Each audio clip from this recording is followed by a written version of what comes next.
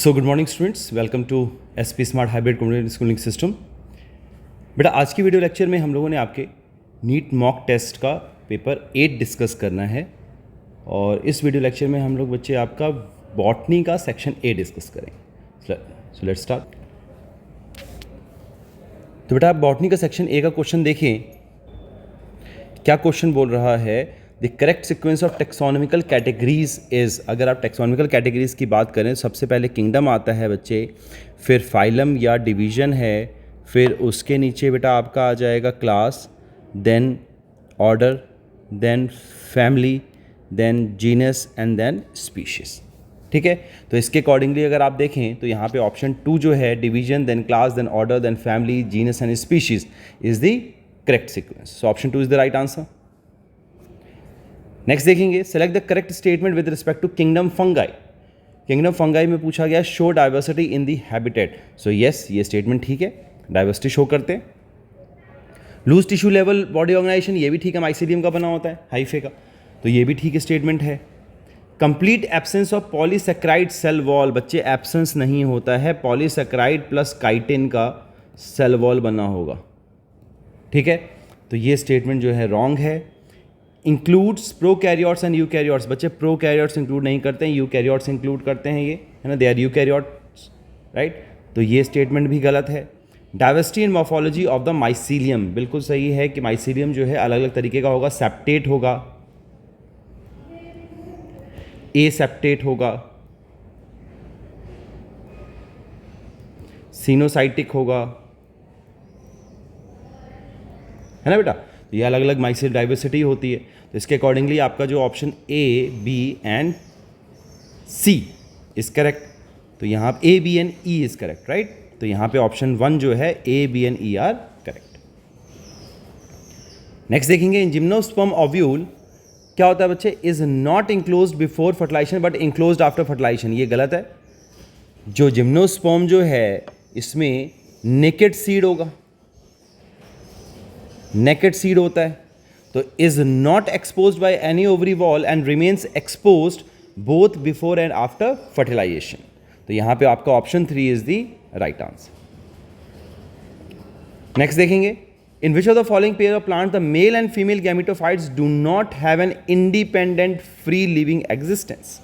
तो अगर आप ये देखो तो जो साइकस और पाइनस है, दे आर जिम्नोस्पर्म, ये जिम्नोस्पर्म्स हैं, राइट।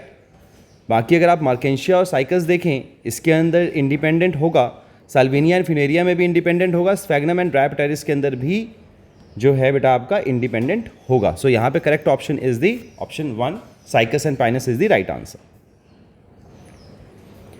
नेक्स्ट क्वेश्चन देखेंगे, which one is wrong in respect to the bryophytes.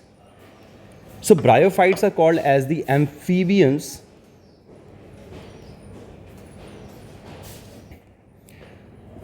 So they are called as the amphibians of the plant kingdom because they need water for sexual reproduction. ठीक है बेटा, तो हमें बताना है कि which one is wrong in respect to the bryophytes. So water is essential for sexual reproduction is a true statement. The presence of antheridium is also a true statement. The presence of ciliated sperm भी होगा इसके अंदर, but the presence of autotropic independent नहीं होगा बच्चे, right? So option 4 is wrong in respect to the bryophytes. Next question देखेंगे, in a flower when a whole sepals or petals touch each other at the margin without overlapping, such flower is off. तो बच्चे इस तरह का जो flower है, this estivation is called as valvate estivation and is present in calotropis. कैसा होगा? ये आपस में बच्चे ज्वाइन नहीं करते हैं, ठीक है, they do not overlap each other. So option 4 is the right answer. Next देखेंगे, the mature seeds of the plant such as gram and peas possess no endosperm because, जो gram and peas होते हैं बच्चे उसके अंदर कोई endosperm नहीं होगा, because these plants are not angiosperm. This is wrong, they are angiosperms. कौन से प्लांट हैं, किस तरह के प्लांट हैं? दे आर डाइकॉट, है ना, there is no double fertilization in them, ये भी गलत है, डबल फर्टिलाइजेशन भी होगा. Endosperm is not formed in them, endosperm भी फॉर्म होगा. Endosperm gets used up by the developing embryo during seed development. So they are basically non endospermic, right. So option 4 is the right answer.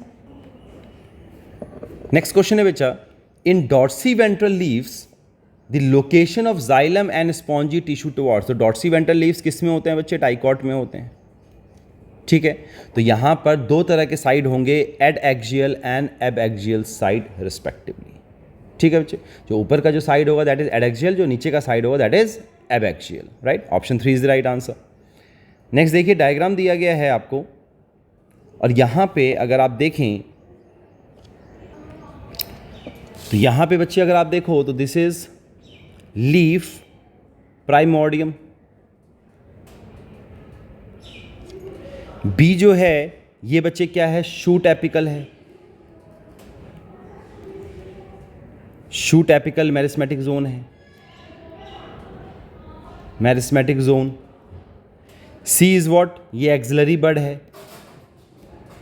This is axillary bud. And the last one is D जो है बच्चे, ये differentiated vascular tissue है, differentiating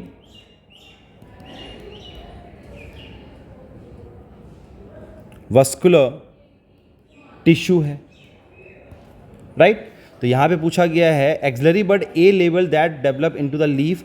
तो बच्चे ये leaf primordium है. यहां पे बताना है some cells are left behind from the shoot apical meristem while stem elongates and they constitute with respect to given diagram, ठीक. तो यहाँ पे हमें बताना है एक्सिलरी बड लेवल ए. तो एक्सिलरी बड जो है बच्चे सी है, तो ये ऑप्शन गलत है.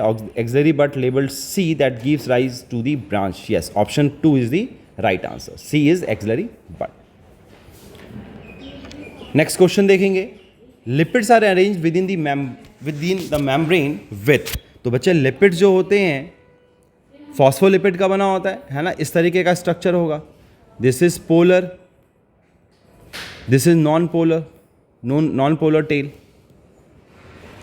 And this is towards outside and this is towards the inner side. जो नॉन पोलर होंगे है ना, ये किस में होंगे? ये इनर साइड में होगा. और पोलर कैसा होगा? आउटर साइड में होगा, आउटर साइड में होगा. सो यहाँ पे ऑप्शन देखिए, polar head towards inner side. तो पोलर हेड बच्चे इनर साइड में नहीं होता, this option is wrong. Both head and tails towards outer side, ये भी गलत है. Head towards outer side and tail towards inside, yes, this option is the right option. So option 3 is the right answer. Next देखेंगे, so next question is which of the following statement is false. बेटा हमें यहाँ पे false बताना है. So in solution of different pH the structure of amino acid changes. बच्चे different pH में जो स्ट्रक्चर जो होगा वो चेंज नहीं होगा, तो ये गलत है. Protein is homopolymer. होमोपॉलीमर होते हैं बच्चे, अमीनो एसिड्स के बने होते हैं. तो यहाँ पे हमारे पास, अच्छा इसमें फॉल्स बताना है. Solution of different pH the structure of amino acid changes, this is a true statement. आपका एसिडिक मीडियम में अलग तरीके से एक्ट करते हैं, बेसिक में अलग करेंगे, और वो ज्विटर आयन की तरह से एक्ट करता है. नेगेटिव पॉजिटिव दोनों होगा इन न्यूट्रल कंडीशन, राइट. तो ये स्टेटमेंट ठीक है. Protein is homopolymer. बच्चे प्रोटीन होमोपॉलीमर नहीं होते हैं, they are made up of different types of amino acids, so they are heteropolymer. So option 2 is false for the protein, right. Non essential amino acids are synthesized by the animals. बच्चे non essential amino acids वो होते हैं जो हमारी body में पहले से present होते हैं, ठीक है. तो हमें उसको डाइटरी सप्लीमेंट्स की जरूरत नहीं होती है. तो this statement is true. Non essential amino acids are synthesized by the animal, body में ही फॉर्म होते हैं ये. And dietary proteins are source of essential amino acid. Essential amino acids वो होते हैं जो बच्चे में डाइट से और सप्लीमेंट से चाहिए होता है ना. तो ऑप्शन 4 इज ऑल्सो ट्रू. तो यहाँ पर आपका जो राइट आंसर आ जाएगा, protein is homopolymer, is the false statement regarding to the proteins. Next, starting of metaphase is marked by. तो बच्चे जैसे ही मेटाफेज स्टार्ट होगा, जो न्यूक्लियर मेम्ब्रेन है वो डिसइंटीग्रेट हो जाएगा in the late prophase stage, right. So the first option, complete disintegration of the nuclear membrane, is the right answer. Next देखिए, which of the following is not a character of androecium of Fabaceae family. तो बच्चे Fabaceae का अगर floral formula देखें तो it is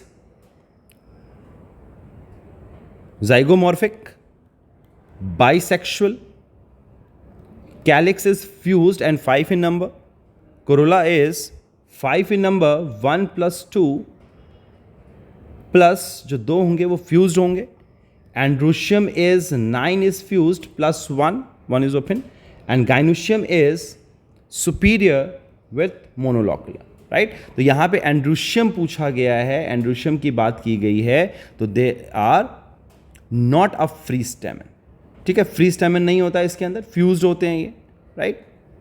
so option, तो androecium के लिए पूछा गया है, that is not a character of androecium. तो 10 स्टेमन है, 9 + 1 टोटल 10 है, दिस इज ट्रू। डायथीशियस एंथर है, ये भी ठीक है, डायथीशियस है। डायडल्फस भी होंगे, ये भी ठीक है। नॉट अ फ्री स्टेमन, बच्चे they are a free stamen, ठीक है, ये ज्वाइंटेड नहीं है किसी के साथ, है ना, ये कोरोला के साथ ज्वाइंटेड नहीं है, right. So they are the not a free stamen is the wrong statement. Next question देखेंगे, identify the part marks as the A, B and C. तो बच्चे अगर ए जो है this is thylakoid lumen,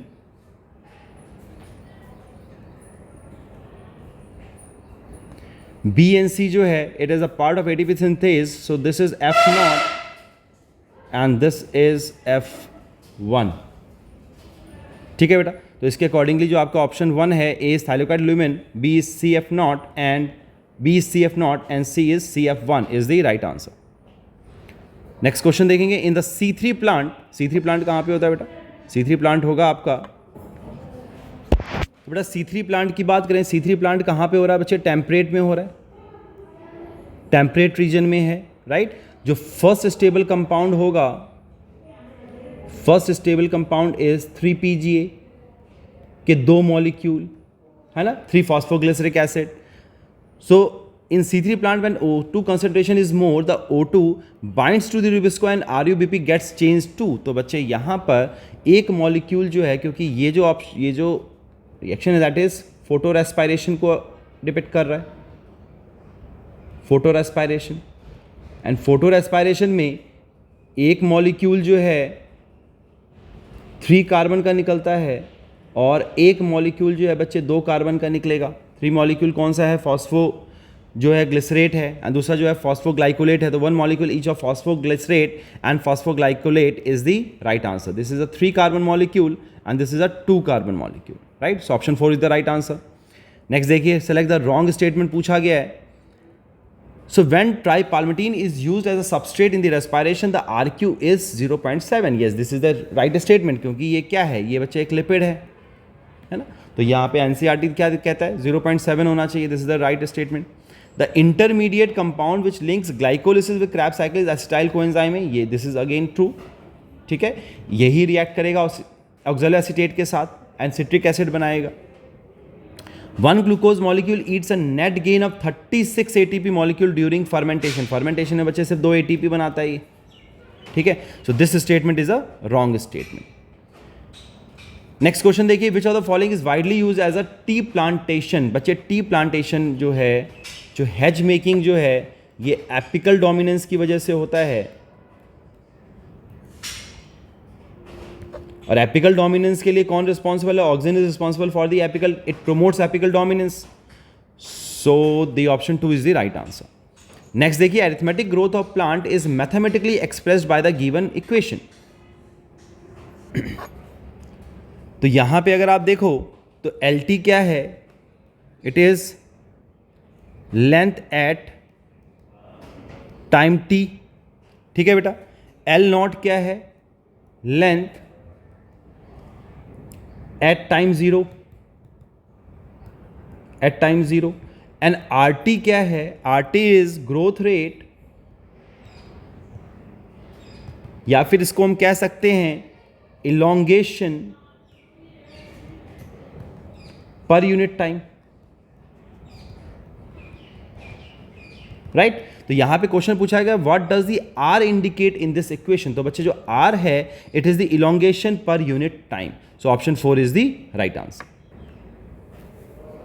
next question देखिए, seeds of black pepper and the beet. बच्चे ये question पहले भी डिस्कस कर चुके हैं। जो seeds of black pepper and beet होता है, they have persistent nucellus present होगा उसके अंदर। So option 2 is the right answer. Next है the phenomenon where and the ovary develops into a fruit without fertilization. तो फ्रूट विदाउट फर्टिलाइजेशन होता है बच्चे पार्थेनोकार्पी। एपोमिक्सिस क्या है? Seed without fertilisation.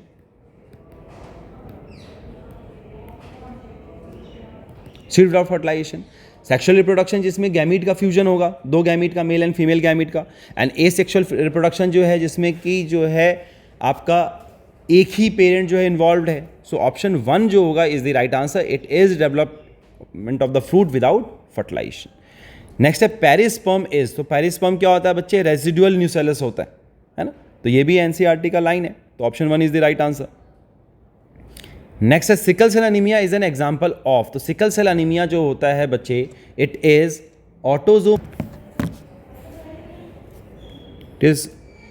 Autosomal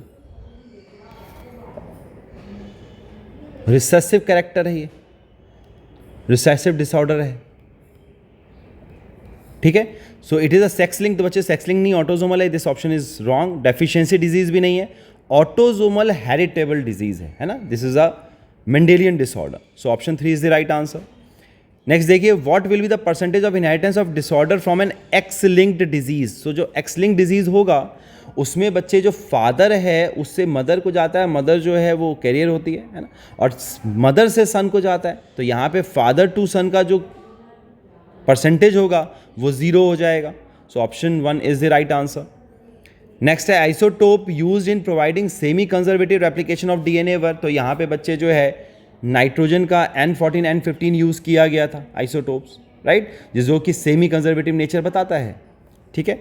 next है मैच द फॉलोइंग की बात की जा रही है, तो यहाँ पर देखो ए जो है VNTR यूज़ होता है डीएनए फिंगरप्रिंटिंग में, राइट। जो इंट्रॉन्स एंड एक्सॉन्स हैं इसकी स्प्लाइसिंग की जाती है पोस्ट ट्रांसक्रिप्शनल मॉडिफिकेशन के अंदर। डिस्ट्रोफिन जो है it is the largest gene, ठीक।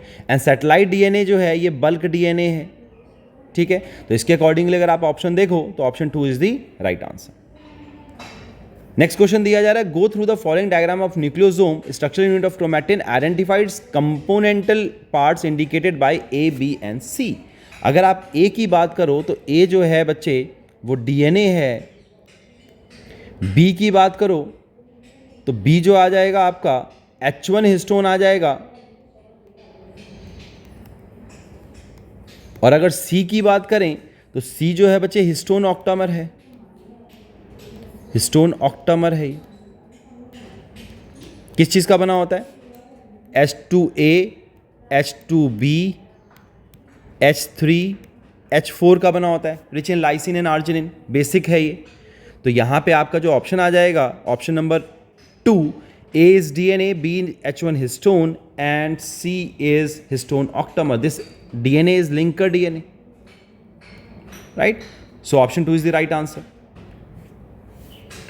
Next question देखिए, the fish-like giant reptile which existed 200 million years ago was, बच्चे ये NCERT की लाइन है evolution से, it is Ichthyosaurs.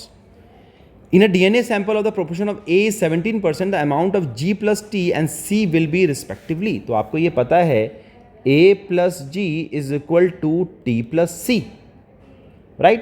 तो यहाँ पे अगर आप ऑप्शन देखो A दिया जा रहा है आपको, A कितना दिया जा रहा है? A दिया जा रहा है 17%, तो G कितना हो जाएगा आपका? ये टोटल मिलके 15% होता है, ये भी 50% होगा, तो जितना A होगा उतना ही T होगा, राइट।